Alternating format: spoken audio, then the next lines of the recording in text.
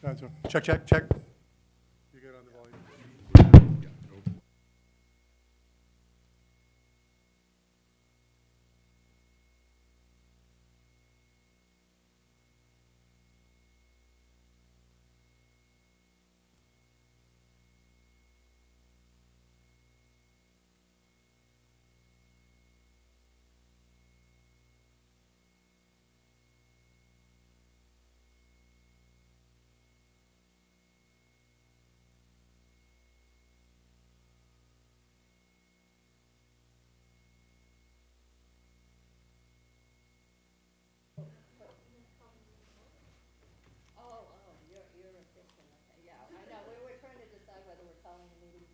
So audience, we're not calling the meeting to order. I'm going to give them a few minutes because we don't even have a quorum yet.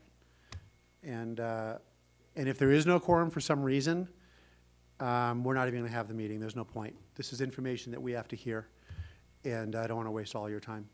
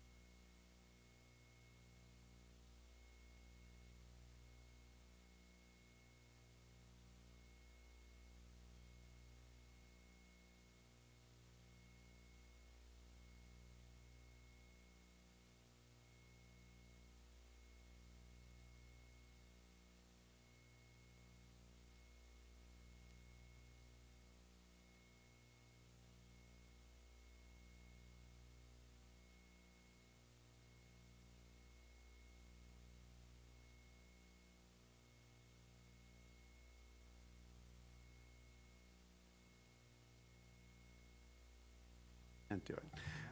Okay, so now that we have a quorum, call to order. We'll start with Pledge of Allegiance, and you'll see that it's up there in English and Spanish.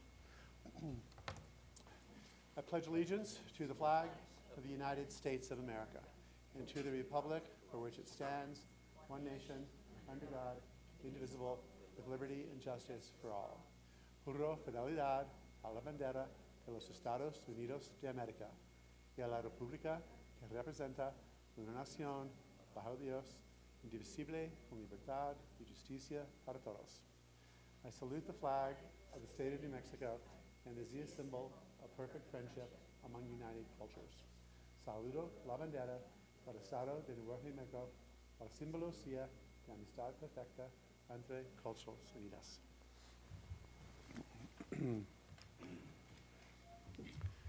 Terrific. Next item on the agenda is the approval of the agenda. Has everyone had a chance to look at it over the weekend, and are we all good? Yep. I'll make a motion to approve. Second. Any discussion? Hearing none. All those in favor say aye. Oh, hold on, aye. And then all those opposed? None opposed. Let the record show that Board Member Price has called and said she will not be attending. I'm not sure where Secretary Garcia is, because my recollection was last week he said he would be able to make this particular Tuesday meeting. So hopefully he'll be able to attend. Next item on the agenda is board announcements, and that always begins with, I don't see him. Okay. Oh, well, there we go, because Carlos is not here. Good evening, President Carrillo, board members, and audience. My name is Nancy, and I'll be the interpreter this evening. Buenas tardes, mi nombre es Nancy y seré la intérprete esta noche.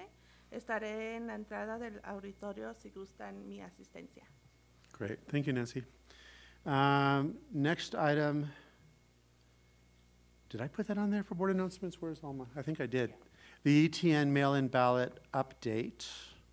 Well, one thing I can say, and I'm glad you're here to hear this, Jeff, is I have not received my ballot yet, and neither have two of my neighbors in my complex, and that gives me great cause for concern, because I live in the Vizcaya complex, and that is a lot of units with a lot of kids, and if there's any way we can look into, I don't know, what the heck. I mean, I know that I'm going to go to the county clerk's office, and I think that's why I put that there, because I hadn't received anything yet, and neither had two neighbors. President Carrillo, members of the board, we'll definitely look into it, and we do have Neil Weaver here tonight, who has been manning the ETN hotline that we have in the district, and he's been fielding calls like this, and so if you'd like any clarification on what to do in an incident like that. It's 2500 Sawmill. It's that big complex on each side. Do you live there too? Since I've lived there, I've seen so many people that I know. It's uncanny. But yeah, that's the address, and it's a lot of units. So anyway, thank you for looking into that. Yes, Ms. Cashman.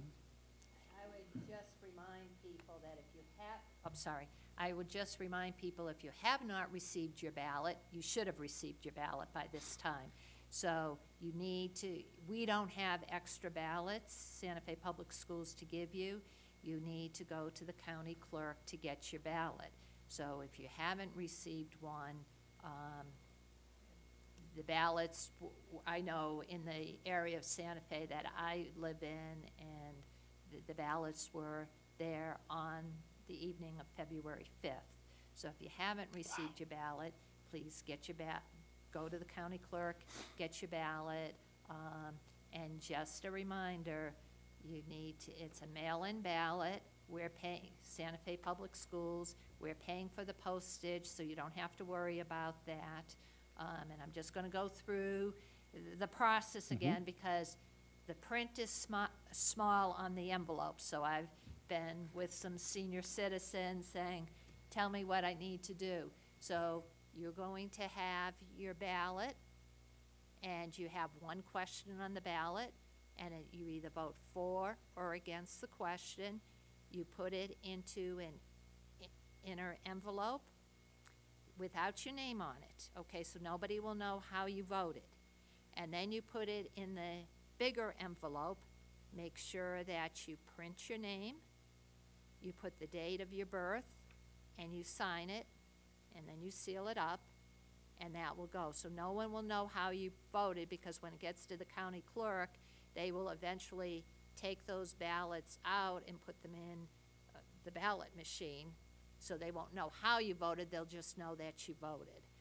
So please return your ballots. As a board member, I'm hoping that you will vote yes for the ballot. It's a continuation of the educational technology note tax that you're already paying. So I hope that there's a lot of great things that we're doing with technology. If you're not sure what we're doing, you can go to the Santa Fe Public School website, and they've got videos on there, and it's exciting. In fact, I just talked with somebody today, and they said, boy, after listening to you, I'm really excited about the technology in the schools. I mean, I wish they had that when my kids were in school and when I was in school. So please, we're hoping, you've always been very generous, public, in supporting Santa Fe schools. This goes directly into the classrooms, okay?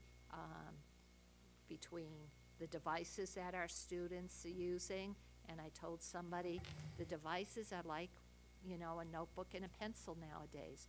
Our kids are using technology. Our teachers are using technology. Some of our textbooks are electronic. So we really need this to continue so we can maintain the devices we have, we can maintain the professional development, and our technology staff can repair something if it gets broken. So please vote yes. Probably a continuation on that, just very briefly. It doesn't matter when it's postmarked. It has to be received at the county clerk's office by 7 p.m. on March 5th. 5th, right? Yeah, so if you want to walk it in there, that's fine. If you didn't get your ballot, go pick it up, vote right there, and just give it right back to them. Make it super duper simple. Any additional board announcements? Anyone on the board thinking of running for President of the United States? Because I know we're looking for more candidates. I may throw my hat in the ring just for good measure. No, just kidding. Just kidding over there. Any other board announcements? All right, next is superintendent announcements. Okay, sitting in on behalf of Superintendent Garcia, she wanted me to share with you the invitations for the Susan Duncan Memorial dedication have been sent out. I have 3 here for you all. If you would like any others to hand out. They're not personally addressed or engraved. What the heck? Okay, I will do that. And that is all for superintendent announcements. Terrific, thank you. That leads us to public forum. Is there anybody signed up for public forum this evening? And I'm getting a head nod saying no. So that leads us to the purpose of tonight's meeting, which is the Finance Subcommittee. And so with that, Mr. Gephardt, if you'd like to begin. Okay, Board President Carrillo, members of the board. Tonight, Richard Halvard, our interim CFO, and I will be walking you through the February presentation of the Finance Subcommittee. Ruth, can you put it up on the screen for us there? As you can see on the first page there, both Dr. Garcia and Linda Sink are out. Deputy Superintendent Sink are out. Sink are out sick tonight, so we will be filling in. Second page of the presentation just gives you a rundown of what we'll cover. Some of it is very similar to what you've seen over the years as we start this process here in February. Go ahead if you want, I can go ahead and use that. And if it's okay with the board, we'll do questions at the end and just keep track. Terrific, thanks. So page 3, I'll turn it over to our interim chief financial officer, Richard Halford. Okay. Thank you, Jeff. I also want to introduce a colleague of mine who is kind of the data person now. She's the Assistant Director of Operational Funds, Melissa Sanchez, and she helped put together a lot of the information here, and she's real quick at finding things too. So if any questions come up, she's my phone a friend, kind of, so to speak. Product of Santa Fe Public Schools. Yeah. So the audit status is the next page. As you know, our auditor is Jaramillo Accounting Group, and the audit was submitted on time. We just got word yesterday that it was released. It now is going through the 5-day waiting period before we could disseminate it to the public, just in time, of course, for the Tuesday board meeting. So we were concerned about that timing. It was cutting it close, but we should have it ready for release by the board meeting on the 19th.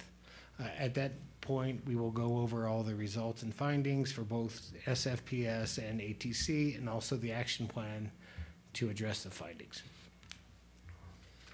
And then page 4, financial update 2019-2020. This is kind of a look ahead at some of the challenges we may be facing.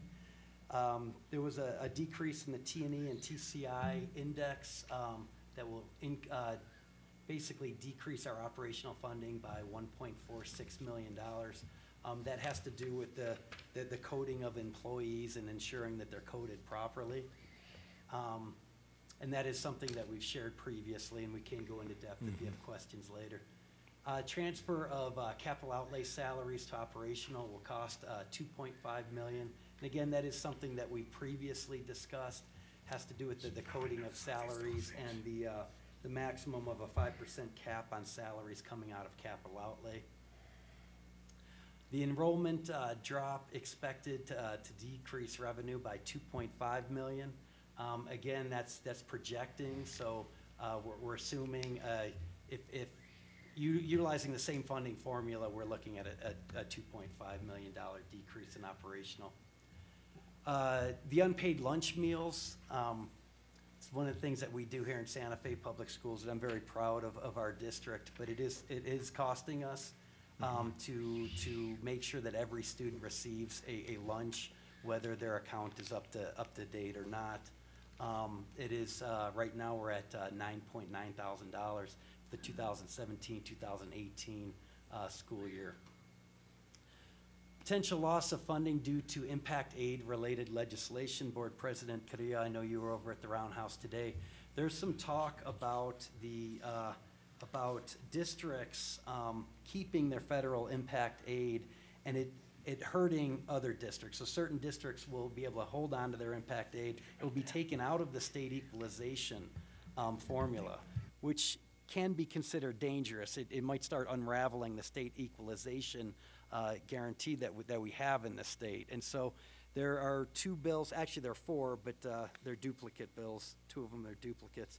House Bill 325 and House Bill 326 are about excluding impact aid as federal revenue in SCG. So districts won't have to, they won't have to announce that they're receiving that anymore as we apply for our SCG, and that'll ultimately, for those districts, they'll be able to keep it, where other districts it'll hurt us. And so, Richard, I'm not sure if you maybe want to clarify a little bit about how that could possibly impact us, because there's a lot to that. Thanks, Jeff. Yeah, it's still a work in progress, but really, if you think about it, if they were to exclude impact aid from the whole credit taking towards the program cost and the SCG, potentially you could see some of the districts that are in the southeast corner with huge oil and gas revenue wanting to keep their 100% of their local revenue. And then, of course, we here in Santa Fe, we generate about 1.2 million of local funds from property taxes that we turn over roughly 800,000 towards the cost of our program, which of course decreases our SEG. So, you know, what does that mean for districts like us? And so the immediate impact would be that much less is put into the funding formula, which is distributed to all of us, which we get about 3.5% of. Will the state make it up somehow, or will it be a shared burden for the rest of us? And there's a lot, like Jeff had alluded to, a lot of moving parts at this point, but it's something we're watching, and hopefully there'll be some, if it does come to pass, some information at Spring Budget Workshop, hopefully will be coming. And if it does come to fruition, we're hoping that there's a hold harmless clause built into the base, so it's recurring, which basically means that we would hold on to that. The state would find additional funding for the district so that our operational dollars, our SEG, isn't decreased and then supplanted with other revenue. And then another challenge is a shortage in key positions. I know that through conversations at previous board meetings, the desire to have a nurse, a full-time nurse in every school, a full-time counselor, full-time social worker in many of the schools, things like that. There is a shortage in many of those key positions right now. And then also the continuation of the Alvord initiatives. We had some non-recurring funding that we utilized this year for many pilot programs. If we were to roll that over into recurring, it would cost approximately $1.5 million in operational to do that. And we will be going into greater detail in that on the next slide. And then finally, these factors may be offset by an increase that'll probably be coming through legislation, but we're hoping that it's not supplanting things that we currently have in place. And so that remains to be seen. Over the next month, the picture will become much clearer. So these were the Alvord initiatives, and Cabinet pulled each allocation from the sale of Alvord and utilizing that funding, and thought, what would we recommend to roll over into recurring? And so you can see that, and you have that. I know it's small up on the screen right now, but you do have that in front of you. And so you can see the different initiatives that we would recommend rolling over, and we can go into detail and answer any questions about those after we complete the presentation. But in the end, Cabinet and Dr. Garcia, we recommended rolling over $1.5 million that we may have to cut later depending on what our revenue stream looks like. And then we had our mid-year unit value adjustment. I'll let Richard Halford describe that more in depth, but this is something that happens every year with the SCG, the mid-year adjustment, and Mr. Halford can explain how that's impacting us. Yeah, as Jeff mentioned, it's something that happens every January. Sometimes it's a little greater than other years, but this year's impact would be $757,000. In previous years, we went back and looked, but it was complicated with the T&E audit that came about the same time, and then that's when we either recognize growth units or not. And what the state does is they don't allocate the entire amount at the beginning of the year. They hold some back. They're not sure which districts are going to have growth units that they'll have to fund or whatnot, and then whatever's left, they redistribute. I think it was like 0.79% of the unit value is about $32, and so our portion of that was $757,000, and then it's used to offset unexpected costs, and we gave a couple examples there. We do still anticipate hitting our cash balance target. As you recall, it was at $7.5 million. We're still on target for that. We're going to be continuing to check that constantly and revising that, and as more information becomes known and spending and encumbrances happen. But right now, we're comfortably going to hit that target.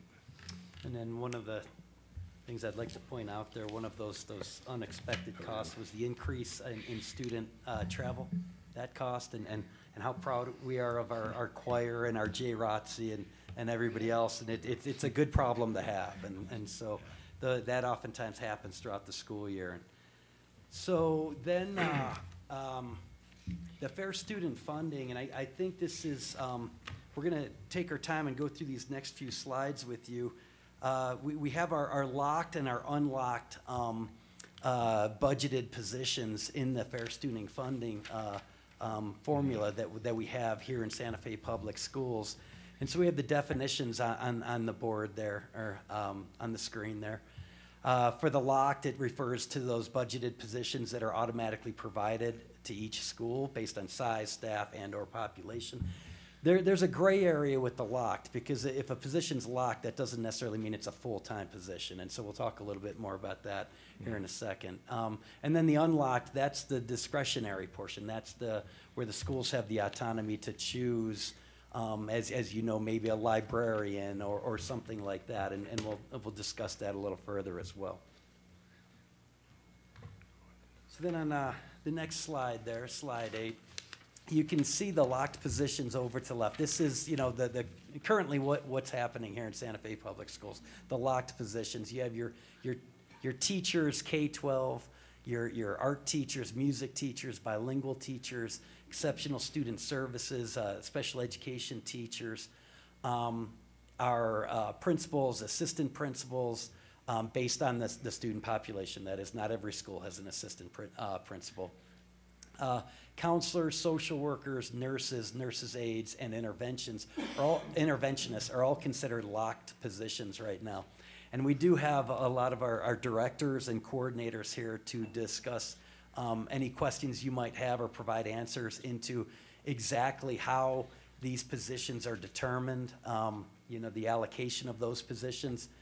But if you look at say the assistant principal position, that's based on the enrollment in the school. The counselor position, it's a locked position, but not all schools will have a full-time counselor.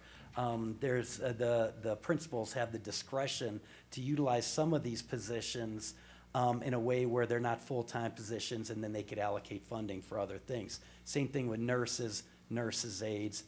Interventionists are at every school with the exception of I have it here, high schools. And so we have one reading interventionist, full-time reading interventionist position. Now that is paid out of Title I. And so that, just to clarify where that funding comes from. And then we have our unlocked positions over to the right, and this is, you know, there's more discretion or autonomy, I should say, for the principals. You have librarians, media assistants, some security guards. We do have at the district level, Mario Salbidras, our director of security. He works with the schools to identify needs and provide security guards. And I do have the list if you'd like to see which schools have them. I know we've discussed that previously at other board meetings, but then, you know, there's some autonomy there for principals to you know, maybe fund further security guards. Noon duty, dean of students, ISS teachers, truancy coaches. You know, the district, through a grant, we do fund 4 truancy coaches at our high schools and our middle schools, but that's a position that if a principal would like to fund at their school on top of everything else they have in place, that's at their discretion based on the funding that's available. And Mr. Halford, please feel free to jump in if I'm missing something there. All right, thanks. So we were asked at a previous board meeting what it would cost to have full-time counselors, full-time nurses, full-time librarians, assistant principals at each school. And so Mr. Halford and his team, with you know, the help of many people around the district, including our coordinators and our directors who are here tonight, well, determine the cost to implement a program or a locked position, I should say, at each school. For counselors, that's that first bullet there. You can see how many we currently have in place and how much that's costing us, and then how much the additional staff to ensure we have one full-time counselor in every school, and that would be $149,000 approximately. Cost for a full-time nurse, that's that second bullet there. We have 17 currently in the district at a cost of $1.1 million. Additional staff will cost $674,000. Again, that's to have at least one full-time nurse at every single school. And then cost of the full-time librarian, that's bullet 3 there. We have 21 currently working in the district at a cost of $1.38 million. Additional staff to have a full-time librarian at each school, $440,000 approximately. And then finally, with the assistant principal, again, this is based on the enrollment in the schools for the most part. There are some anomalies there, but if we're gonna have an assistant principal at every single school, you're looking at an additional cost of $1.01 million, approximately. Now, there is some support that may be coming to us through legislation. And we'll be providing an update on what's going on at the Roundhouse next week. And then over the next month, this will, like I said, become much clearer. But right now, we have House Bill 71 is about school-based health center funding. House Bill 121 requires school districts and charters to develop annual plans to offer all students access to nursing, school counseling, and behavioral health. So that actually might mandate some of these things. House Bill 476, school nurse in every school, kind of speaks for itself. And Senate Bill 31, social workers in all high poverty schools. And so some of these are funded mandates or would be funded mandates. Again, these are just bills. Some of them, are being held up in certain areas. We're not sure what's going to come to fruition, but there's some legislation that might mandate some of these things and dictate where we go as a district. And then if we were to go with a full-time nurse, full-time counselor, full-time assistant principal, this is how the categorization would look with locked and unlocked positions. You can see over to the right would be the unlocked positions that, depending on the availability of funding, principals would still have a certain amount of autonomy. Now, under the current model, if we were to lock a lot of these things in and take it out of the school's budgets, that would limit the funding that they could use at their discretion. And so it doesn't look different except for the fact that the positions over to the left and locked would all be full-time positions and would ultimately take away funding from the unlocked or the discretionary portion of the categorization. And just to add, this isn't obviously a finalized look at it. It's just, this is where you as a board could tell us what your priorities are and we could move them back and forth. And this is where you let us know what your priorities are and hopefully in the end it leaves enough unlocked to give them some discretion and make the budget process as fun as possible. And Vice President Cashman, if we actually do get that extra $100 million that we're hoping for. And I'm joking, I know we're not getting that, but in a perfect world. So the budget process and timeline, starting here in February and moving through July, these are the same basic slides that we've shown the board the last few years. So I'm going to turn it over to Mr. Halford to run through these next 7, 8, 9 slides. But it's up to you as to what detail you would like us. We can go into great detail for each bullet, or Mr. Halford can speak to each slide and then just to answer any questions you may have. We'll do it any way you'd like. Mr. Halford. Okay, thank you, Mr. Gephardt. You may notice a lot of these, recognize some of these slides. A lot of it was a repeat, and by design, really, it was trying to reinforce what a lot of this hasn't changed from year to year. We still do the same steps towards the budget development. In the process in February, we developed the models that we just went over. We're close to getting 120-day numbers, so we could come up with an average, which is what we're funded on. We meet with the school SACs, the school advisory committees.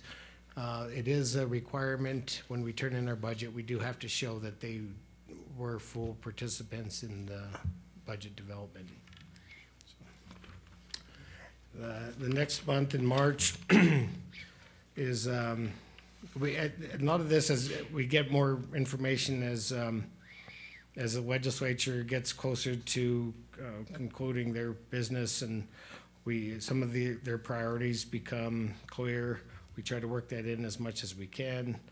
Again, the ongoing meeting with the SACs and and we'll distribute the fair student funding budget model to the principal that would encapsulate everything that you all decided was important enough to have at each school locked, or what we're going to leave at their discretion.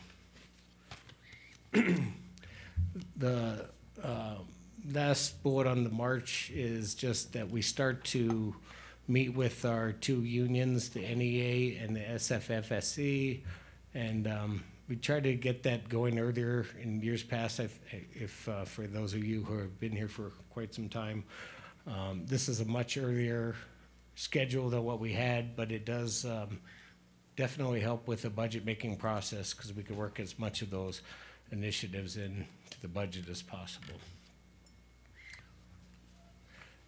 In April is when we meet with each of the schools, and that's when we have all the coordinators and directors around the table, and they give their input on the areas like that there's the specialists and the nursing, the counselors and so forth. We also we start putting together the final budgets for each school, and if you could go to the next one. And then we, by then we should have a final unit value. The spring budget workshop, which is held every spring, is where we get that number. It's trickier in years where there's a 60-day session. We get it later, obviously. But the spring budget workshop is scheduled for the last week of March, so we should have it by April. That will give us the final pieces of the puzzle. We should have at risk by then, and of course, T&E is already factored. So we pretty much are finishing it up at this point. The approval is, we've been fortunate the last couple of years to have a budget submission date to PD in May. Hopefully that'll continue. That certainly helps a district of our size. That's when we submit it to PD. They'll give it their review. There'll be some back and forth, and we finish it off and submit it and bring it to the board for approval. By then, we should have the negotiations complete, and so those should all be finalized and worked into the budget as well.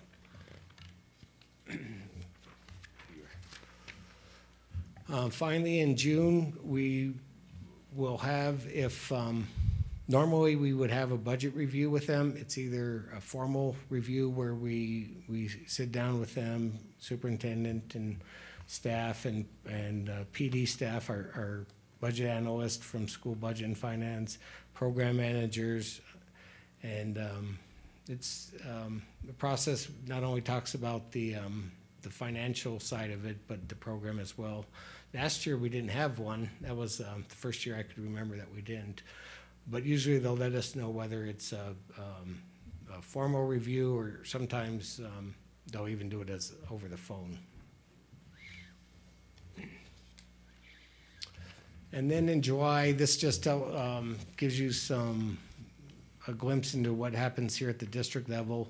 You know, we take what was approved, we basically break it up into the schools and enter it into our operating system, the Vision's accounting system, make sure that it aligns with OBMS, and then we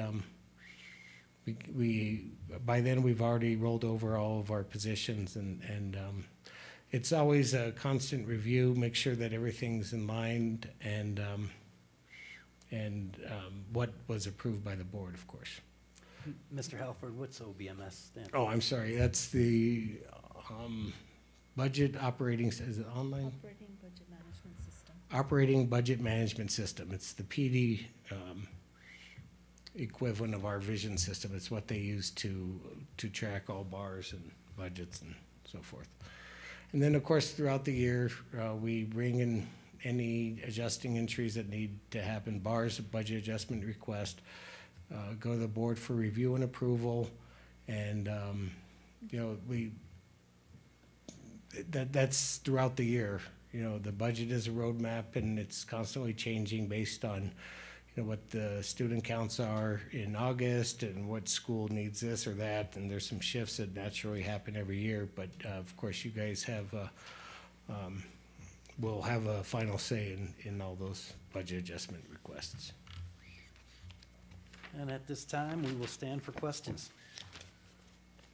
So I have a number, I'll start, and then we'll just go down, like, I'll do mine on page 4, and then if you have any on page 4, and that way, does that sound cool? So on page 4,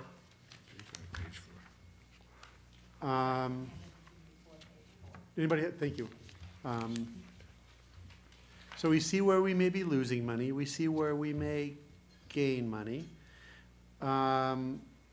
Do we think, I said help or hurt SFPS? Oh yeah, the thing about the legislation that they're trying to get done in Gallup. What was the? Federal impact. Federal impact aid. Can we, because everybody read Inez's editorial in today's New Mexican on that? Did you have a chance to? Because it was, she makes a very good point.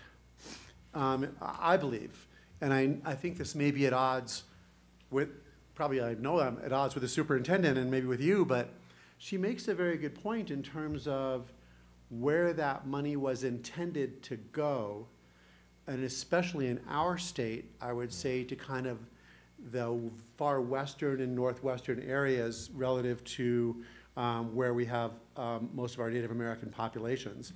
And while we have a lot of free and reduced in our district, I'm wondering what measures can we take to make sure that the legislature, if we're going to kind of lose funds related to that, because then they're going to those people that maybe that legislation was originally intended for, how we're gonna balance that out. Because I really did, in reading that and thinking about it even before that, because the superintendent and I've had many discussions about this, that is kind of how that money was intended, as I understand it. Yes, and then if Jeff has a response or. I guess I would disagree. The money is intended because, you know, in many states, schools are funded by property taxes. So if you have a large military installation or tribal lands, there is really those are federal properties. Federal government does not pay state tax. So I wouldn't agree that what probably needs to happen is the at-risk index needs to be changed to cover that rather than they get that money. Because Los Alamos is a good example. The lab takes up a lot of that land up there.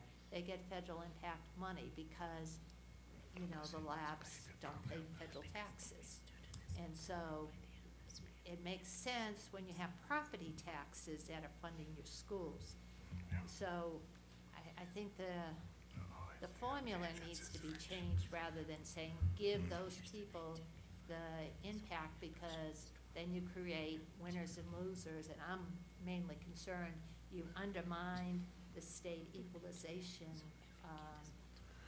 philosophy. But if we're keeping to the terms of the Yazzie-Martinez agreement, aren't we then making sure that the at-risk factors are taken into account?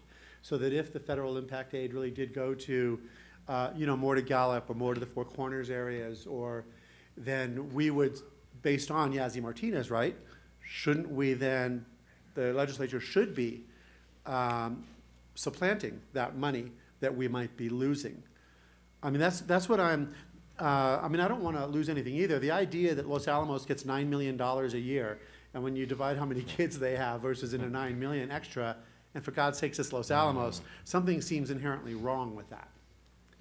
Right, so President Carrillo, our position right now is that as long as there are adjustments to the funding formula built into the base, so it's recurring, it's not just a one-year hold harmless, but that it's recurring, then we are for it.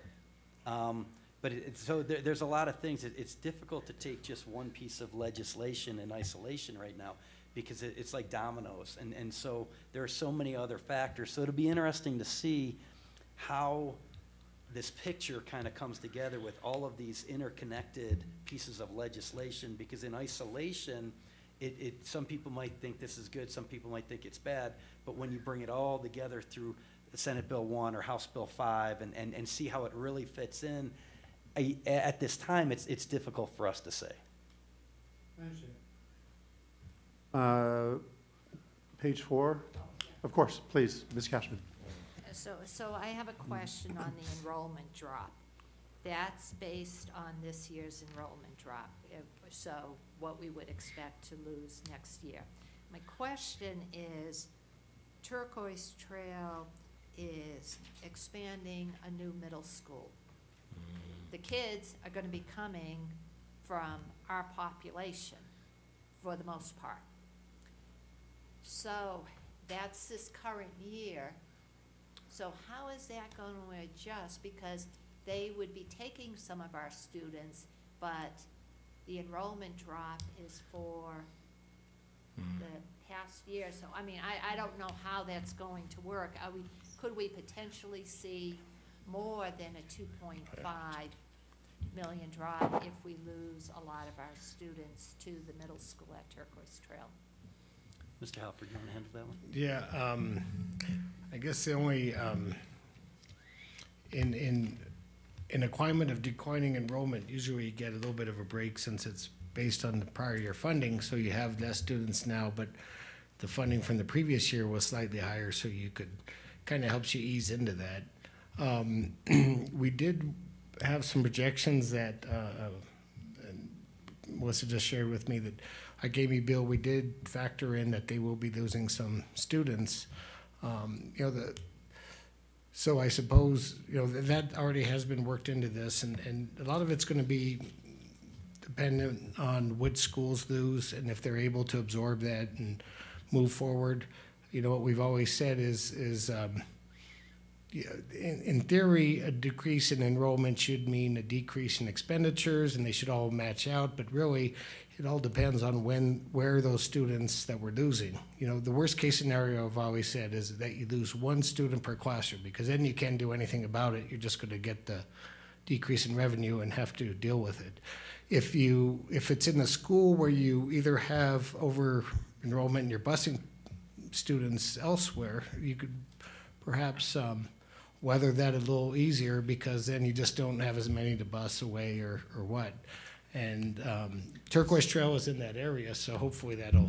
Right, so Mr. Halford, just the short answer is it won't impact us this coming year because it's based on the 80th and 120th day count this year. Right, so I understand that, but if we lose students, how is Turquoise Trail, and they gain students, so next year they would see an increase, but how are they gonna get money to educate those kids? And so I'm just wondering, because that new middle school makes me very concerned.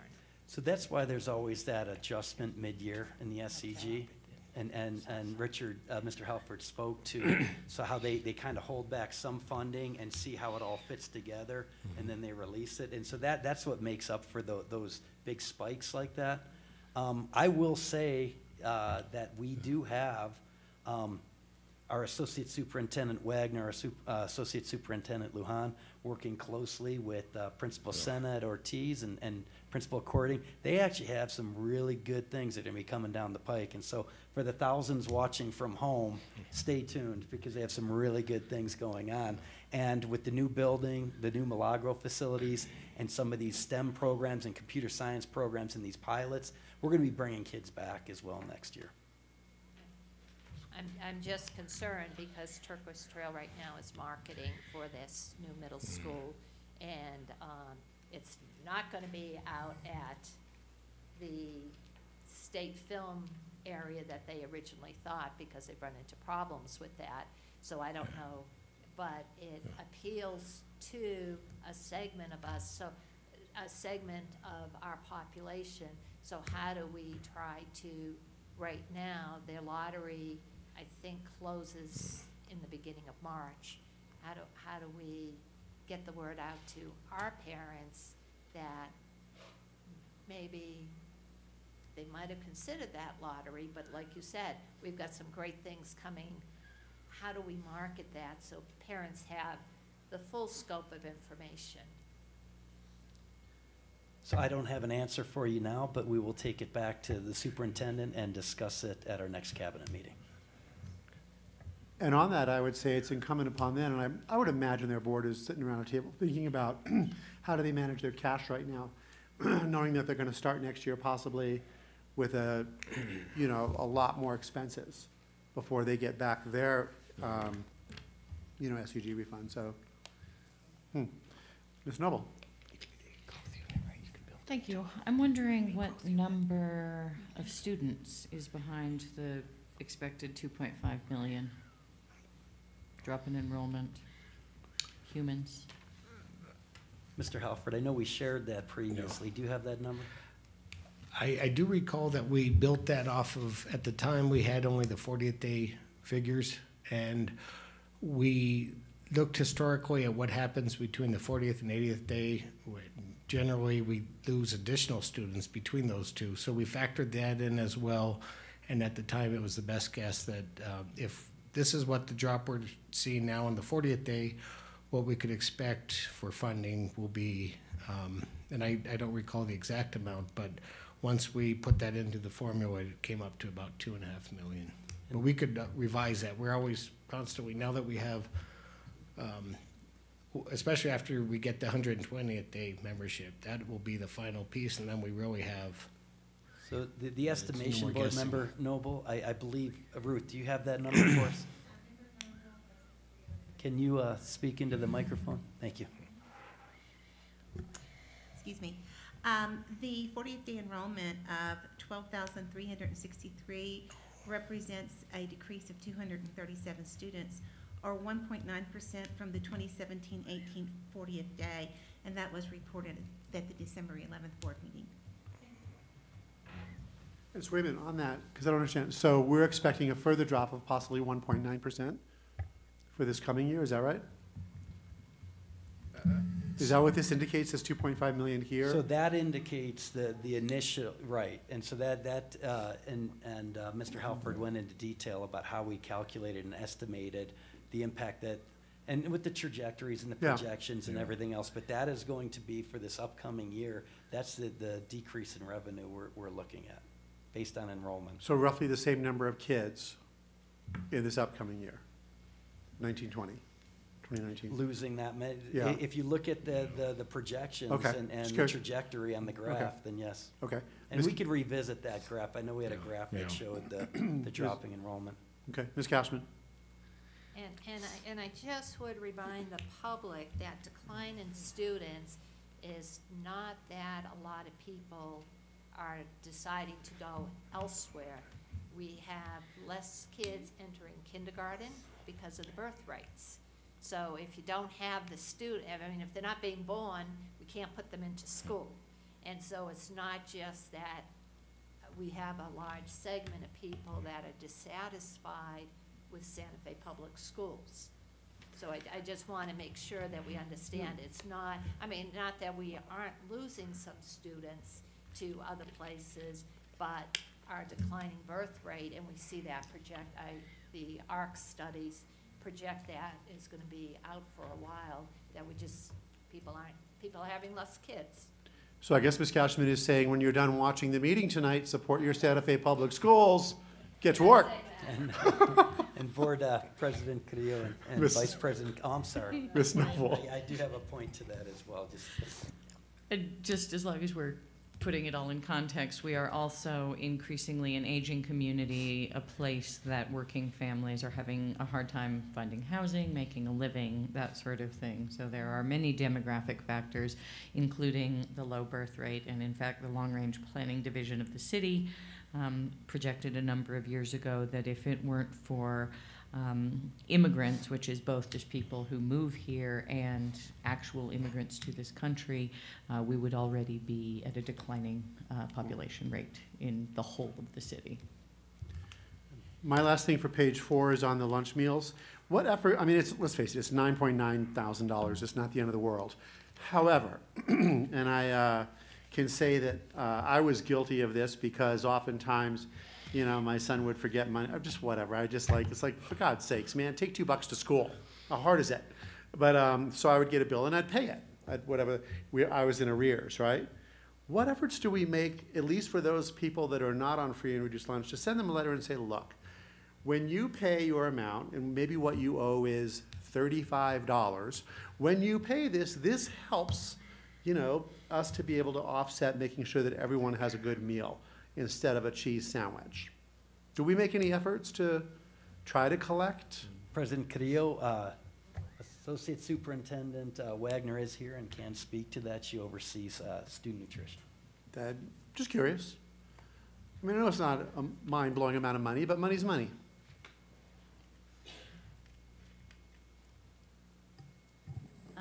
Board President Creo, board members, Assistant Superintendent, the current debt for student nutrition this school year is $23,000 already. Wow. Last year was $9,000 for the year. We make fairly endless efforts to notify parents and students, but some accounts are hundreds of dollars in arrears. I think Santa Fe High School is over $5,000 alone. So this is really more of a symptom of not notification and awareness. It's perhaps awareness that food will be served irregardless. Other districts are facing the same issue.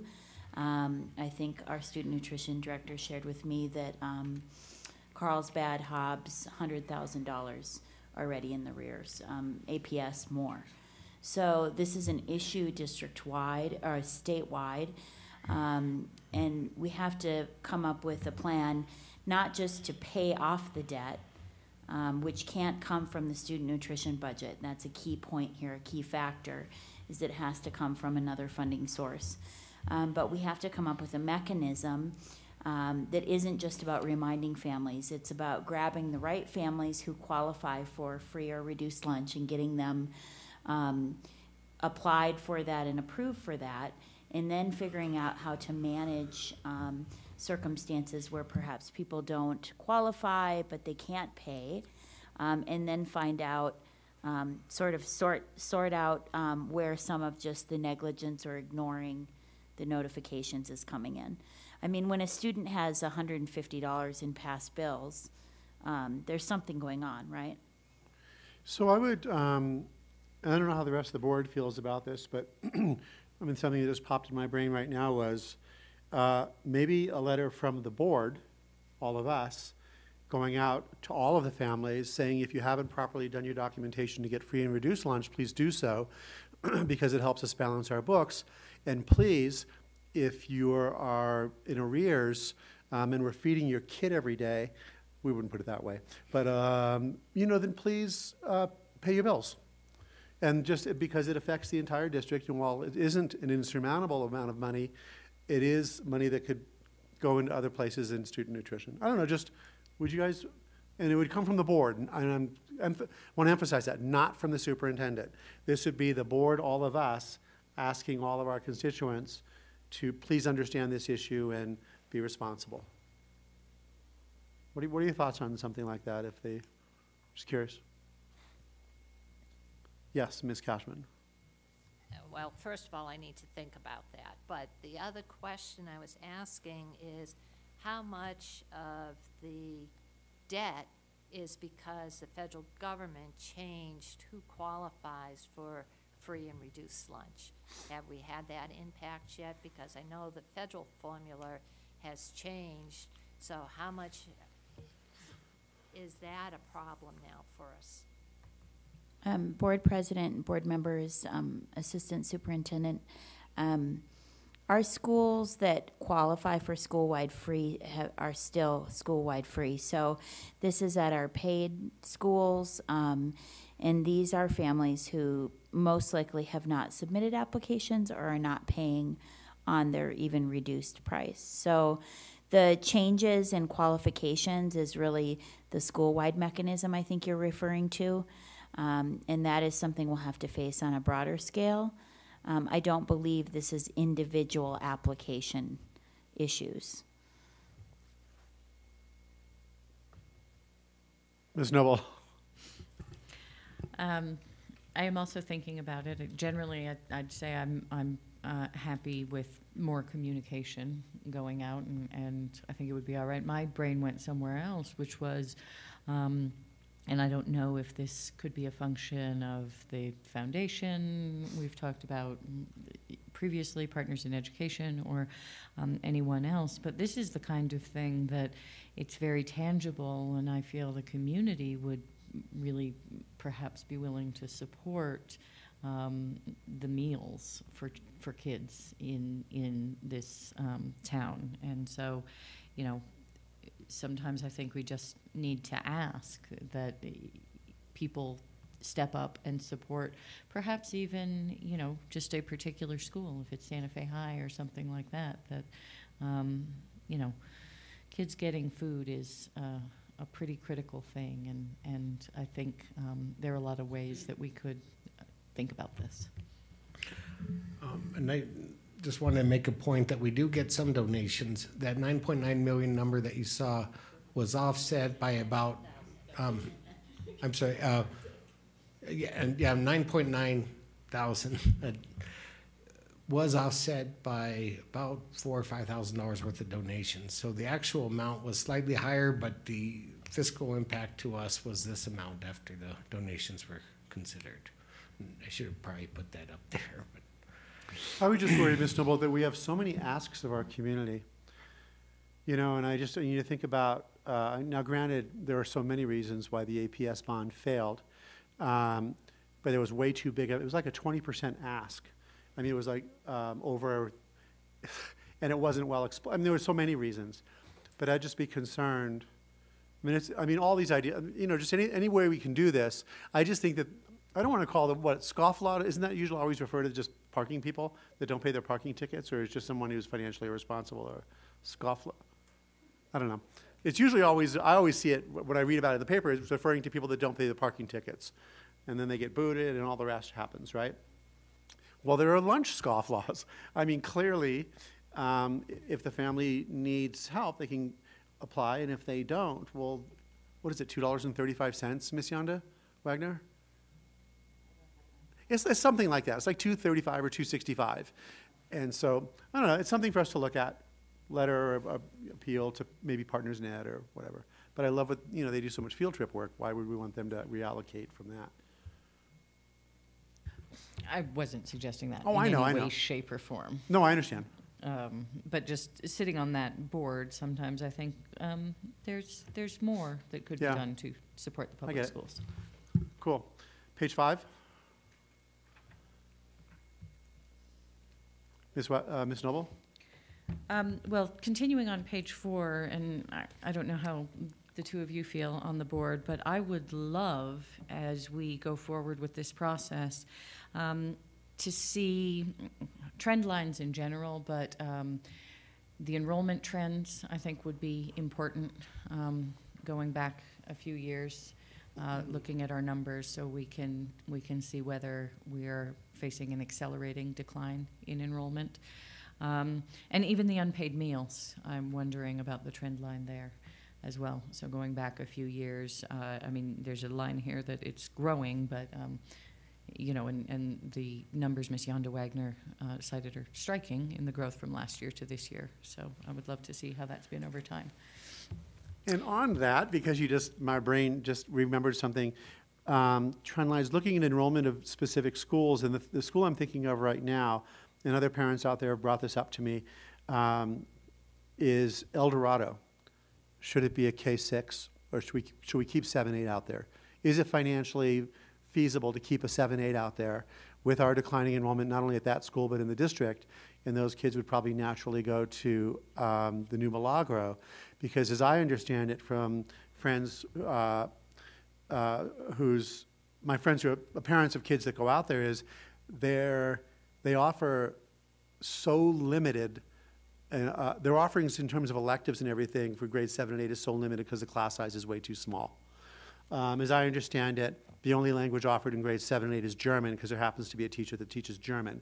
That's really great for Santa Fe Public Schools, isn't it?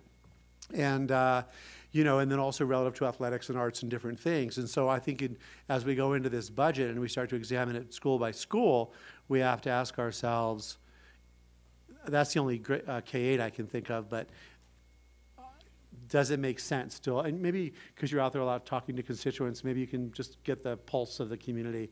Does it still make sense to have grades 7 and 8? Because talk about people in a community not having babies in the aging community out there, right? Ms. Cashman.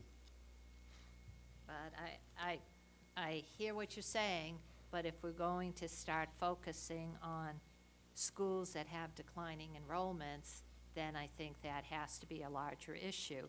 We have a lot of schools here, right in our community, that could not support their neighborhoods because there are no kids in that. And so we get back to that discussion, and I know the board has no appetite for it, but we have many schools that exist based on interzone transfers. There is no population there.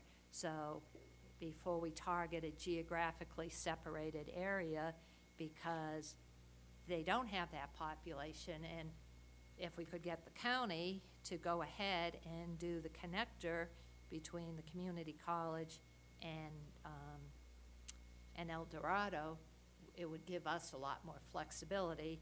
But from what I understand, even though there's much support for it, there's much opposition. Well, we know someone who sits on the county commission, Yeah. right? There's much support for it, and there's much opposition. But so I'm just saying, is Yeah, I hear before what you're we saying. start targeting a geographically separated area, there are schools right here that they don't have the enrollment either. So I just want us to be, we're going to I go hear you. down this path, which I'm ready to go down, but I don't think the board's ready to go down. Anything else on page 4? Page 5? Ms. Noble and then Ms. Cashman. I guess I want to start by understanding the two columns. Are we saying we've spent 2.265 this year on the Alvord initiatives? Because it was my impression that it was pretty clear from that menu initially, we didn't think we would spend it all in 1 year. All right, so Board Member Noble, I'll defer to Mr. Halford on this one. And it's a very good question, because really whatever the actual spend is for this year is going to be what we would recur or not. We do have a way of tracking each of these. Mrs. Sanchez put together she identified each of these with a unique user code that we could provide a report to the board that would have each of the initiatives, what was originally, and of course, these were all estimates back in May, so it would be interesting to see how close they came. Some of them we know we're dead on, just because when we had, like for example, the National Board Certified Teachers, we had a certain amount that was assigned to that, and we used exactly that.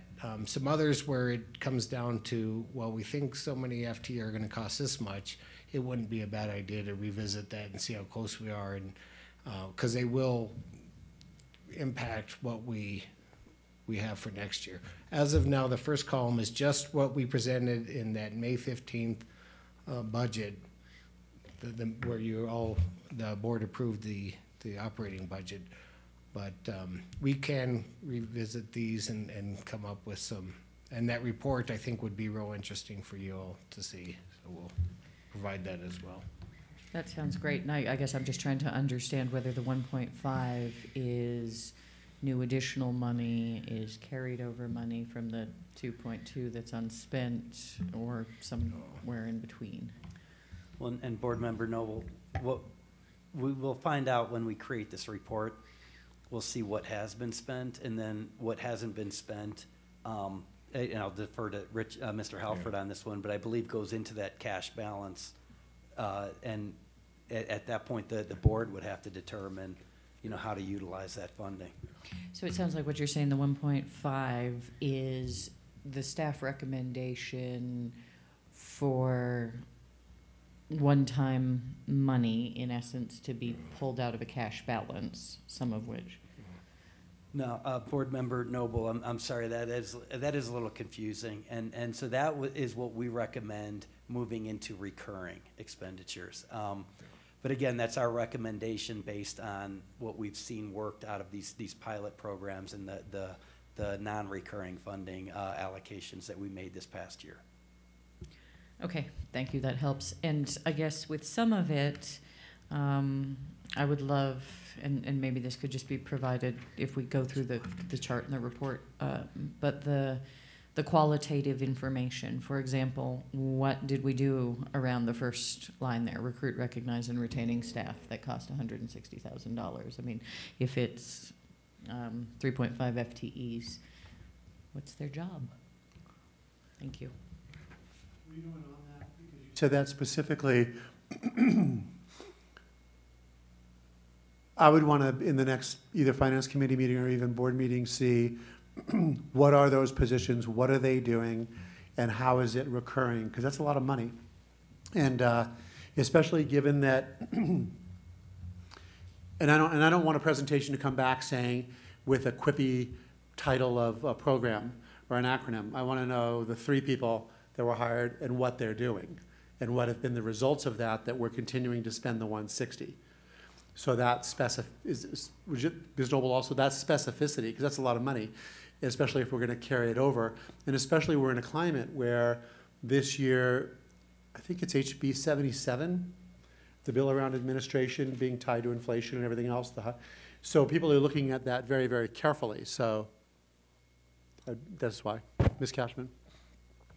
So I'm glad Board Member Noble brought up those same questions, because I have those same questions. And what I wanted to know is, I assumed, and it's an assumption not based in reality, I assumed that if we were asking for 160,000 into making that reoccurring, we had already spent the 160. So, so on line school safety, prevention, social workers, we originally had budget 350. We are saying in fiscal year 19 through 20, we only needed 210. So I'm assuming that we didn't spend the 350, we reduced it. So I think this just needs to be cleared up a little bit more for the board. What is the actual expenses that we projected? Did we really use that money? And then how did we get to this suggestion to make those things permanent? And so you understand what I'm saying? Okay, thanks. Okay, and then on that specifically, we wanted 5 school safety, prevention, social worker pool. Why are you, first off, did we hire them? What did we spend? And why are you now going from 5 to 3? President Carrillo, members of the board, so we did finally make our first hire out of that pool. A lot of it has to do with what we mentioned earlier in the challenges and the obstacles, and that is that there is a shortage in these positions. And so we did just finalize one of the hires, and we're working on filling out those positions, but it's taking us longer than we expected. Okay, so now, okay. Second part of the question, why are you going from 5 to 3? Is that the inability to hire or the lack of need? President Carrillo, that came out of a board meeting back when we were looking at the allocation of these funds, and I'm not exactly certain why we went from 5 to 3, and so that's something, I'm not sure if Mr. Halford has any information on that. If not, we can get you that information. What I recall from the where a lot of these were developed was in a meeting we had internally where each cabinet member that was from that area and knows intimately how those funds are used and how it will be moving forward. That was their recommendation, that they thought they only would need 3 FTE to continue the program instead of the original 5. we could get more detail on that, exactly why, to your point, why 3 is sufficient for next year when 5 was what we thought we would need this year. Well, and especially given that the board has made it super duper clear that social workers as opposed to guidance counselors is a priority of ours. And then on that note as well, if you only hired 1 out of the 350, they're 70,000 each. Where's the other $280,000? So in accounting, I think that Ms. Noble brought that up, having an accounting of that first year, what's left over, because I don't know, I don't believe the board just wants to throw that money back into our cash pool. Yeah. We want to use it for what it's intended for. And I think what we could do for the next meeting is show where we're at. Mrs. Sanchez showed me some figures where there is some savings in some of these, and as Mr. Gephardt alluded to, you know, perhaps the delay in hiring or whatnot, maybe what we'll do is we'll come up with what the carryover is from this 2.3 million. That'll be the first of that 1.5 million, if that is indeed the number that once we take a closer look at it, we'll use those carryovers to offset that 1.5 million, and we'll let you know how much is remaining after that. Because it makes sense to use a carryover towards those same initiatives. And we Yeah. will provide you that information so you can see exactly each allocation, what has been spent from those allocations at the next board meeting. And then also having explanations as to what's being done in those categories. Ms. Cashman? And if I recall correctly, I think why we went from 5 to 3 is because we were briefed as a board, there aren't those people out there to hire. And so to say we could hire 5 was being, even though that's what we want, it was unrealistic. We weren't going to be able to hire it. But I guess as a board member, I would want to know, before you just roll over that money, I want to know how, because we might, as a board, we might have this discussion again, and we might want to put it into our cash reserve. I mean, I don't know. So before, don't just assume we want to roll it over. yeah. Let us know what the balance is, because we might want to manipulate that money differently. We might want to buy a new trophy case for the J. Rotzi people because they're clearly going to need a bigger one. So on that same note, and then Ms. Noble, it's like when I look at attributes of a graduate, what was done with the 50,000 and why does it say 15 to educate for 3 to 4 schools? Because it would seem to me that this is something that we'd want to continue doing for all of our schools, and I would say especially if we're developing good habits, it starts at our K-6, right? Those grades, not those. So I was, you know, it's just, I guess, more explanation. Right, so President Carrillo, what we'll do is we'll make sure we have that allocation, for each allocation, how the money's been spent, how much of the money's been spent. We'll also start working on providing the information so it shows exactly who's been hired for these types of things, what has been done with attributes of a graduate, an update on that process, and I'm actually really excited about where Dr. Garcia is going with that. So we can provide you an Okay. update on all of these different things and sort of the justification to why we thought that the numbers on the right were justified in moving forward. Okay, and then on the very top line, recruit, retain, what did we spend $160,000 on? I don't know, because I know, this really was, as I remember, a kind of a feel-good thing. And so I'm curious as to, on the recognize part, what do we spend all this money on? And then it's almost the same as going down to recruit, recognize, and retain, going from 250 to 175. I don't know, to me, there's just is all a lack of, at least on this sheet anyway, a lack of accountability relative to how that money was spent. So if I may Yes. suggest, I think the reason we had this in a bucket to begin with was because we had cash from the sale of Alvord, Right. right? Personally, I would call them transformational initiatives or something other than Alvord.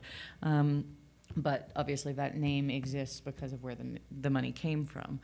I think we obviously need a detailed, really accounting and impact explanation for this list.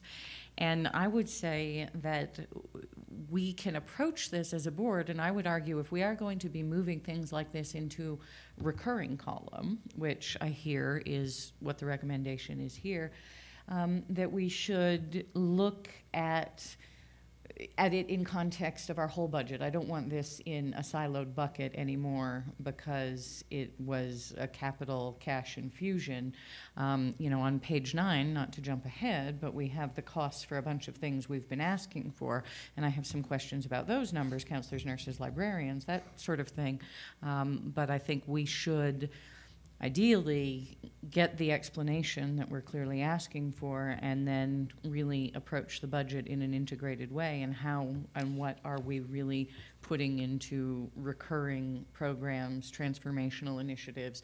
I agree with you on the attributes of a graduate, and I think, you know, we need to dig in and figure that out. And align, everything being aligned with the strategic plan, right? Yeah. Ms. Cashman, do you have your hand up there? Okay. Great, I agree too.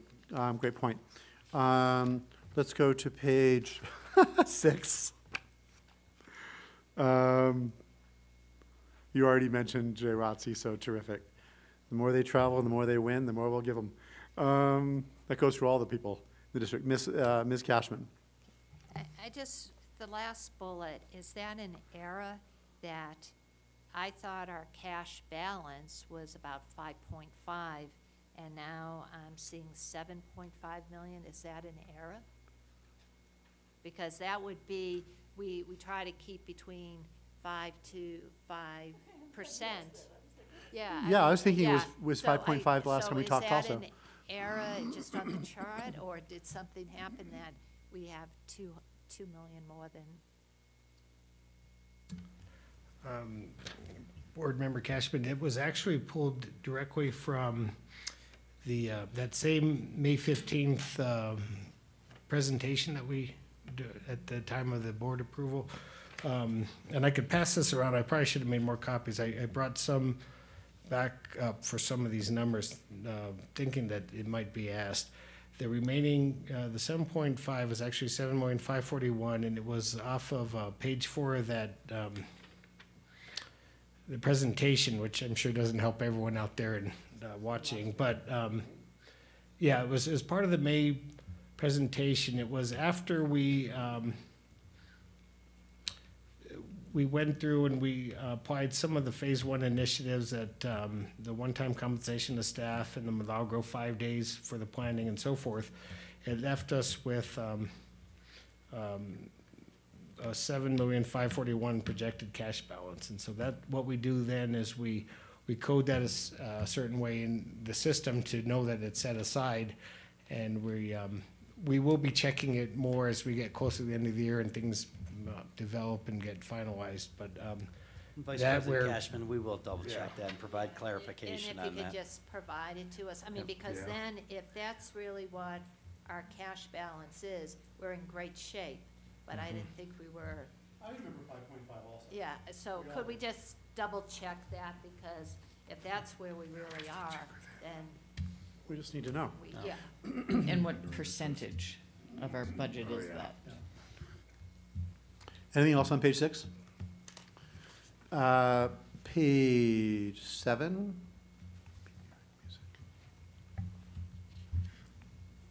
Page 8. Okay, Ms. Noble. Supplemental expenses associated with the K3 Plus program? So, Board Member Noble, there's oftentimes, there are other costs associated with that. Do you have some examples of those costs, Mr. Halford? yes, this was the, I don't know if you recall the budget adjustment request that we brought forth. It was 250,000, which was the spending authority. That we did return 23,000 of that because we were already sent that much more than what the new allocation was.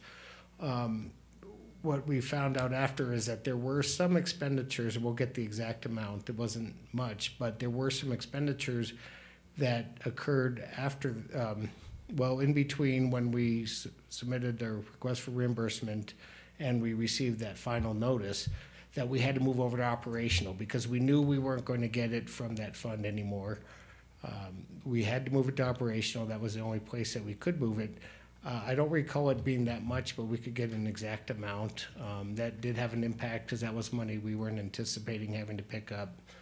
And it, just to finalize that grant, there were some costs that moved over to operational. And like I said, we'll get that exact amount to you. Anything else, page 7, page 8? Anything else? Yes, Ms. Cashman? I just, I understand most of this, but I just, for counselors, social workers, nurses, and nurse aides, and it says determined by the coordinators. Is that from Ms. O'Brien's shop? Is she, or who's those coordinators? So what would happen, I'm sorry, Vice President Cashman. So what ends up happening is social workers, that would be through Director Luceto's Exceptional Student Services, and based on IEP needs. Counselors, nurses, nurse aides, is at the discretion of the principal working with the coordinators, and that would be our Director of Student Wellness, Sue O'Brien, in that case. But, so I guess on that, when we were talking about, as I think of social workers, I don't think about social workers only in terms of kids with IEPs. I mean, I think of social workers at Santa Fe High, where someone can go, I mean, maybe it's something as, well, it's not simple when you're living it, but who broke up with their boyfriend or girlfriend, and it was just like feeling like there's no point in anything. I don't know, they're just like spiraling downward. It's the person that's not going to tell them how to get into the next college. It's the person that's going to, that kind of a social worker. So I'm wanting to make sure that we're making those distinctions, because I know that the board, that was very important to us when we were looking at budget stuff. Right, so President Carrillo, so that's where the idea came in for using the Alvord funds to fund social worker positions to help out in the schools. But we do have, based on the IEP needs as well, we have those social worker positions that are funded in a different way. And so there is a distinction there. Thank you. Anything else on page 8? Hearing none. Page 9. The only thing, direction, I got to write neater, teach myself so I can read my own stuff. First thing is kind of like when we look, just even the first line, we have 26 counselors for 1.96. I guess this goes to all of them. The assumption was that I guess the assumption you all made was the assumption that we'd have to have all this additional staff, where the SAC may not want that, or based on the school population, it may just not even be needed. I mean, obviously a school that's only got 360 kids doesn't need an assistant principal. Shouldn't anyway, right? President Carrillo, there are certain cases, for example, at ECO this year, we did have an assistant principal just because of the way we were sort of rebooting. But you're right, at a certain point in a traditional school, maybe we don't need that assistant principal.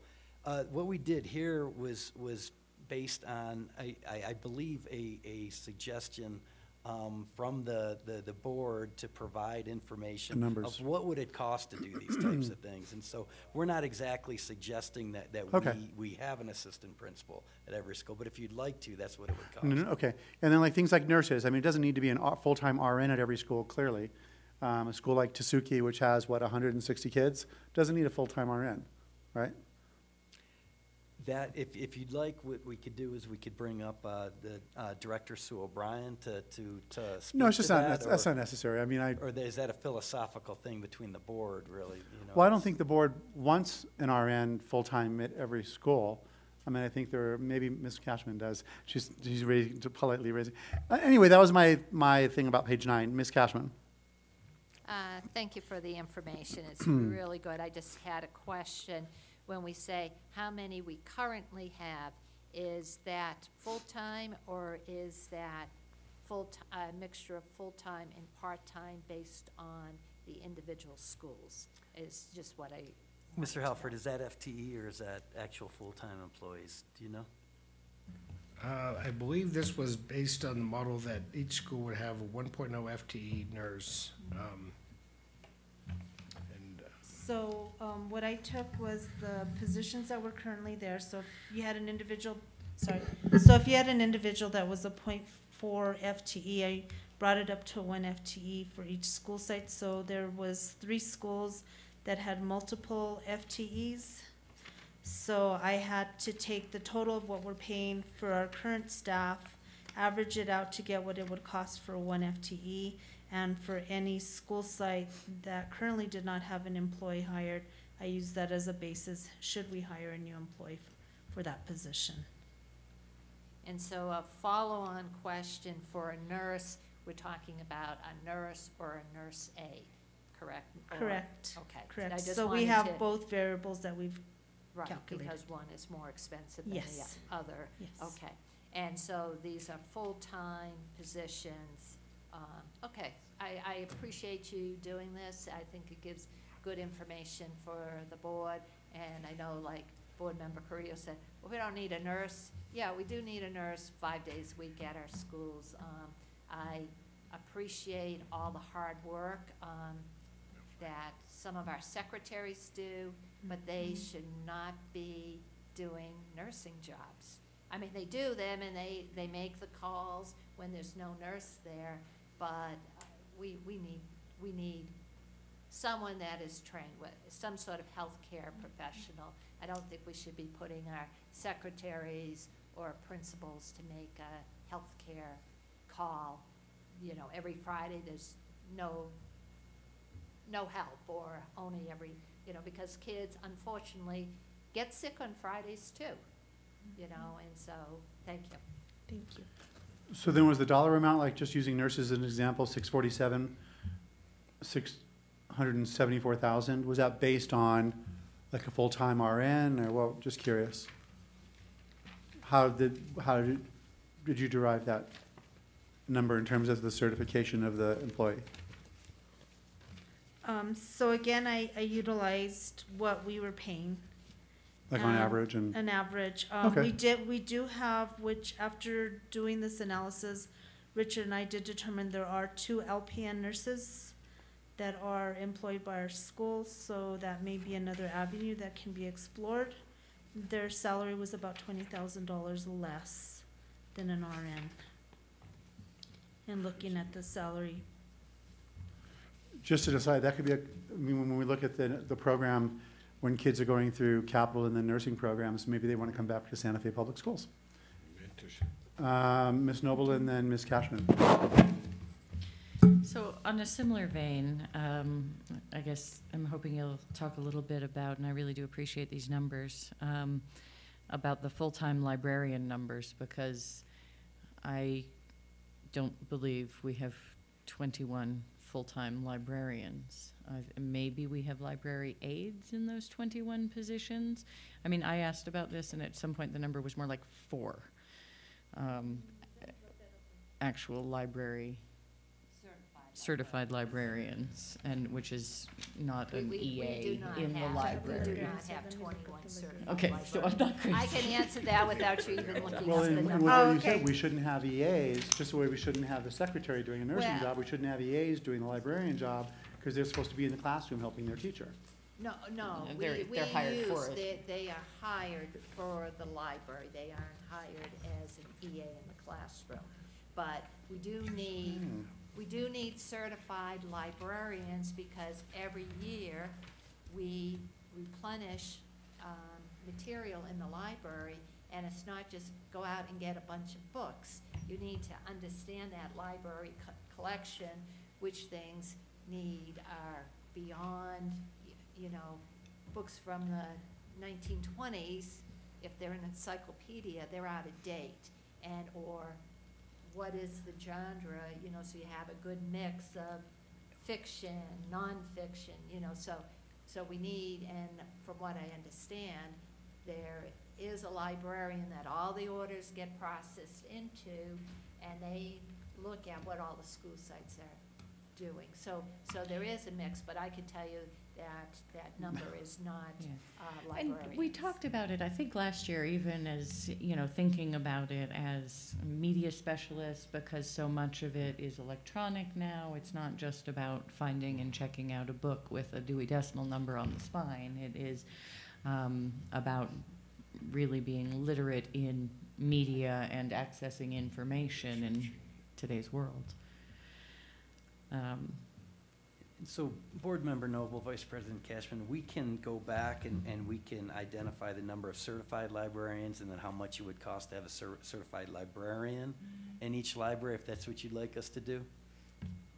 I guess even if I would like a certified librarian in each library, I know we can't afford it, but we do need librarian aides, and we do need at some of the key school sites, like middle school and above, we probably do want certified librarians, and I agree with Board Member Noble, and that we need, the field has changed a lot, so now they also are media specialists, and I think, if I'm not mistaken, that we were presented with, and I want to say it was Las Cruces, but maybe it was Alamogordo, but anyways, we had a video showing what this great media specialist was doing, so the library became again the hub of the school, not just to go and escape.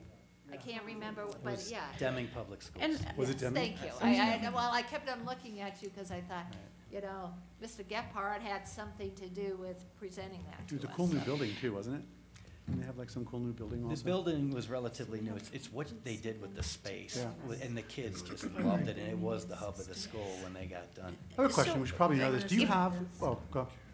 Well, I was going to say, I would really love us to think about this somewhat systemically, and it sort of relates back to the Alvord thing as well, where we, whether it was the social workers, we talked about training the trainers, we talked about how do we pay for centralized expertise that gets distributed to schools. And, you know, I don't know, it occurs to me maybe we should think about that for librarians, for nursing with LPNs in every school or something like that. I mean, I can tell you that my child, I missed a call and there was a whole hubbub about whether to give him a Tums because the nurse wasn't there that day, and his stomach was hurting. And I agree, it shouldn't be on a secretary or a teacher or somebody who has a different job. But anyway, I hope we can think a little bit more systemically about how we are working these things as a district rather than just sort of the line items, because I think Vice President Cashman's right. We probably can't afford a full licensed librarian in every school or media specialist. Again, at my child's school, we have one, and I have seen, and because of that, read a lot about library science, engaged with librarian groups, all sorts of things, and there is evidence that a good library or media center can really transform a school, and it was the first thing that my kid wanted to go to school for, was library day. And some of that was softer things, that there was a campsite and a little tent where they could go in with a book, and so it was just about being cozy, but it's still what lights him up, because it is exactly, I think, what has lit many of us up around libraries, but the access to all the information in the world, and the fact that you can get a material, something about whatever it may be, if it's tigers or elephants or whales or P.T. Barnum, that you can learn and access something. Anyway, so I agree with Vice President Cashman as well that on some level we should have a health professional that is in the schools, not just dealing with the triage of kids getting sick every day, including Friday, but also promoting health, working on, if they're quiet moments, let's work on preventative measures and nutrition and initiatives in schools, culture building, all the things. But I really hope that we can think about, and I think this has been, a theme during budget times for the board, to think about the programmatic delivery to all the schools of what we need. And so, I can say that I will find it frustrating if we sort of end up in these silos of line items. I want to think about how we consider a program and deliver it in a way that utilizes both central expertise, distributed locations, which we obviously have, and does our very best to use the incredible people that we have working here well. Do we have a director of library services for the district? Because we have directors of so many of our other areas. President Carrillo, I do not believe so, but Linda, Deputy Superintendent Sink is not here today, and it would fall under her purview. She's but I probably don't think watching. so. If you are, will you please text Jeff the answer to that question? And because the reason being, having somebody like that, and because when I think of what Leanne Devon has done for music, where in a lot of different schools, music is so integrated into the rest of the learning. And so with somebody who, you know, is a master librarian or whatever term they use, that could help direct library services, then maybe you don't need, maybe in a larger school you'd have a media specialist or something, but in a smaller one they could really also teach staff how to use your library to get the most out of your library. And also, given that reading is our primary initiative right, and what we're working on, it would just stand to reason that we would do that. Ms. Cashman. I don't believe we have a director in the past over at Milagro. Those librarians, whether it was Kristen Johnson or, oh, I forget her name, but the other librarian, they sort of took it upon themselves because they felt a sense of professionalism to go ahead and help out the rest of the schools, but because they didn't hold that title, you know, some schools said, no, we don't want you, but we need somebody because it's more than just being there to check out books. It, you know, and having funded my college education through working through a library as a librarian aide, you know, I definitely feel there's a big importance of the library. Great. Pages 10 and 11.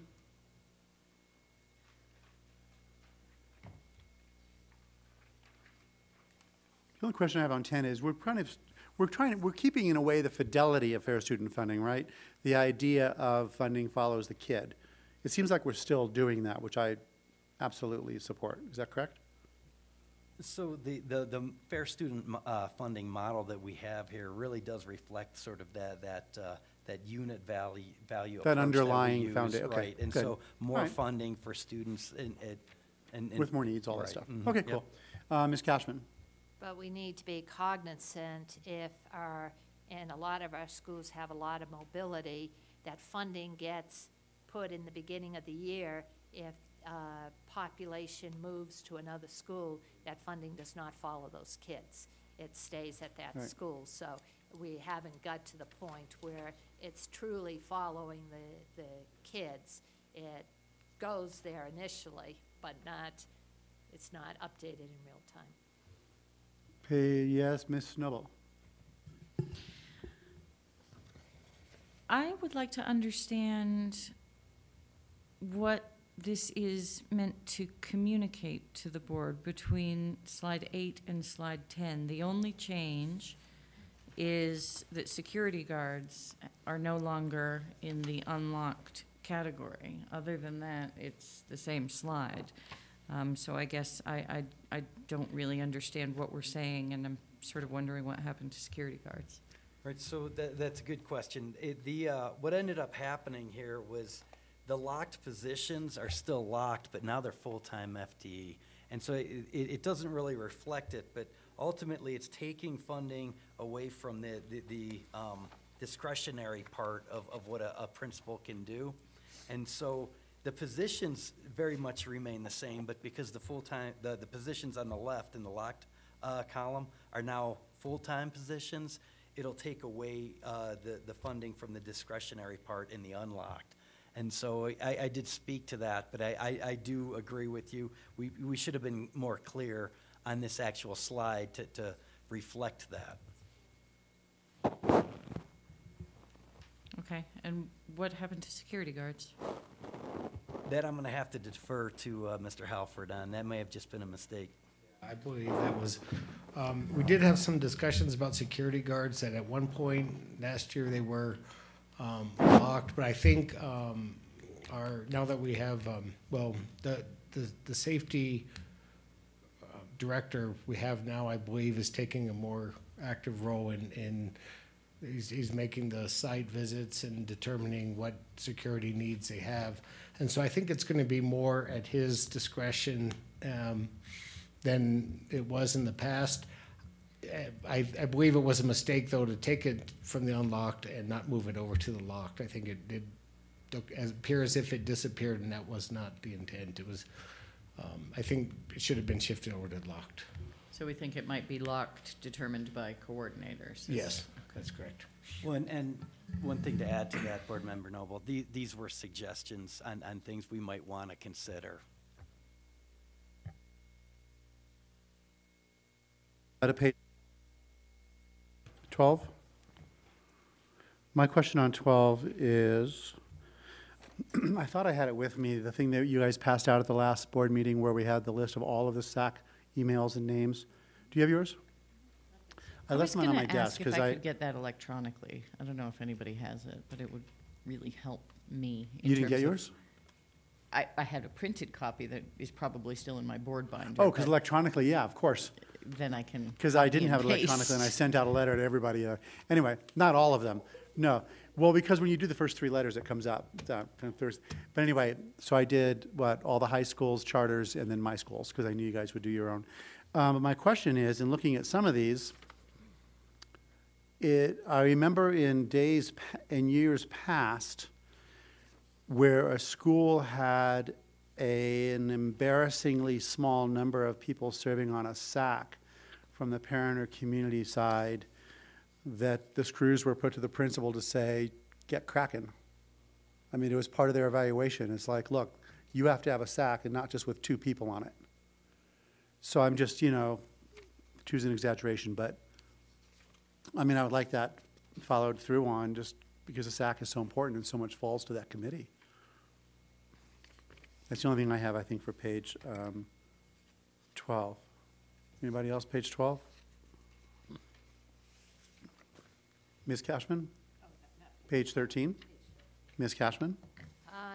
Just a question, and this may not be something that you can answer, Mr. Gephardt.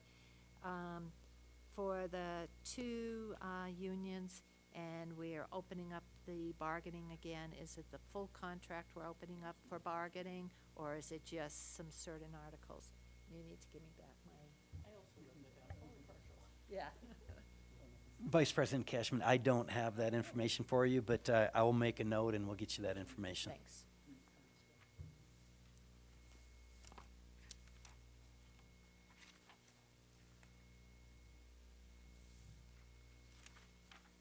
And then on that, if it's the full contract,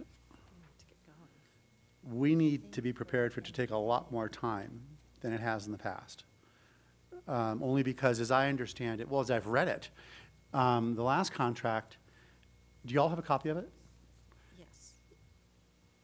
It reads as though it was written by organized labor.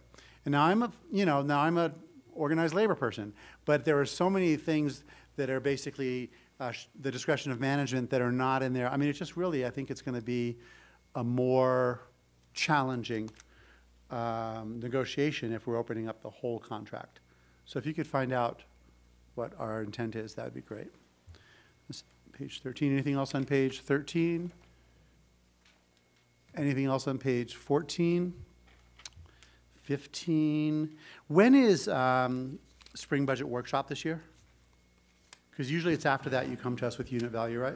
Yeah, I believe it's the end of March. I want to say, Last week of March. yeah, Okay. I believe it 23rd to 29th, Okay. somewhere around there. Anything else you guys have? I have nothing else on any of the following pages.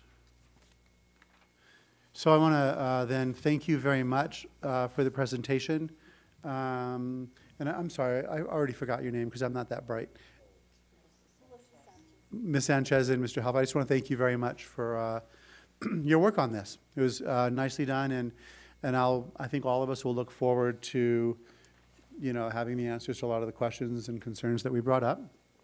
And I'd like to thank the board for having the questions, because I know that all over the state, when other boards are given this material, they're basically, it's like, this looks really great, thanks. And they just move on to what's next. And I love that we have a board that is intimately involved in helping craft the budget to reflect the views of the board and the priorities of the district. So thank you very much, and thank you, board. So next item on the agenda. So this is here because the member that's not here, item A, moving study sessions to Mondays. So as I understand it from the last meeting, when it was taken to staff, the preference was to move it to Mondays and definitely not Wednesdays. But was the preference, or was the option to keep it on Tuesdays put out there as well to cabinet? So, Board President Carrillo, I don't have that in front of me right now, but I know somebody who may have it in front of her. Ms. Williams does an excellent job keeping track of all that. I do know that the preference was Monday. Even As over for- Tuesday? No. Because I believe the only thing that was presented was Monday or Wednesday, as opposed to keeping it on Tuesday. I recall from that discussion, it was, if we elect to move it, then would you prefer Monday or Wednesday? It wasn't, would you like to keep it on Tuesday? I don't think the superintendent weighed in on that. It was definitely, I think she left it up to the board. Then if but- it's okay with you guys, I'd like not to take action on this evening. One, the board member who this is here for is not here. Two, there's a class I'd like to take on Monday night, frankly. And I don't know, it's just, I mean, I'm in favor of keeping it on Tuesday, but I mean, so can we just move this to the next board meeting? Is that okay, gang? All right, thanks. So the next item is, oh, we have to start thinking about this. The NMSBA 2019 Excellence Award. When is the deadline for us to submit? President Carrillo, I'll have to get that for you. I'll Okay, look it up my and I'll get you that recollection info. is it's like the middle of March. So I would ask that, and if, Mr. Gephardt, if you could see that Rudy gets an email about this, and also Ms. Price, if they have suggestions, let's maybe all bring a suggestion to the next board meeting. So let's have this as a board discussion item in the next, on the meeting on the 19th. Does that sound good? And we'll have the deadline as well for you. Thank you. I think it's like, I think Dr. Garcia said it's mid-March. Okay. And it doesn't have to be, if you remember, it doesn't have to, it can be a teacher, a student, it can be somebody that works, what? A community group. I mean, anyone that's really impacting students in the district that you think should be recognized. Anything else for board discussion for tonight? Maybe to put on for the next meeting? You have a week to think about it. Or no, you don't, because we're doing the, what's today, Tuesday? If you can just let us know by 5 p.m. on Thursday for the following agenda. Sound good? Okay, so nothing else for tonight. I would ask Ruth, if you wouldn't mind, and I can tell you how to title it. It's a presentation for the February 19th, and I'll come up with a title that has to do with mentors. You and I can discuss it at the end of the meeting. Anything for advanced planning? Ms. Cashman? I think we brought this up before, but the last line on the NSBA annual conference, it's not in San Antonio, Texas. It's in Philadelphia, Pennsylvania, and is in. And it's not those dates, yeah. And the date is wrong, so we really do need to correct that. 'cause It's the in previous March, week. 'cause it's in Yeah. March.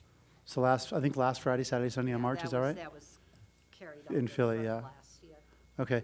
At this point, am I, my understanding correct? Ms. Noble, you and I are the only ones attending? I think Secretary Garcia is attending, though he didn't answer that way at the last board meeting. But then I clarified with him afterwards, and he did. He's registered, pretty sure. Okay. Then the thing I'm thinking I'll take offline with you when we're done.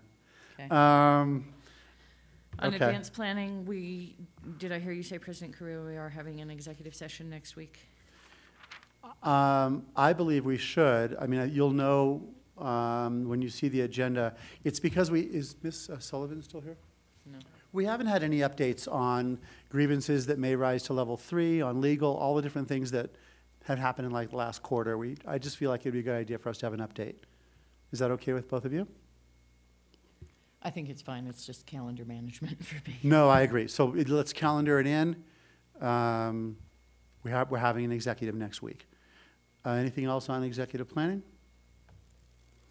Okay then. We're done. Thank you very much, everyone. Thank you very much, Richard, staff. Yeah, thank you. What time is it? 6:59, holy smokes.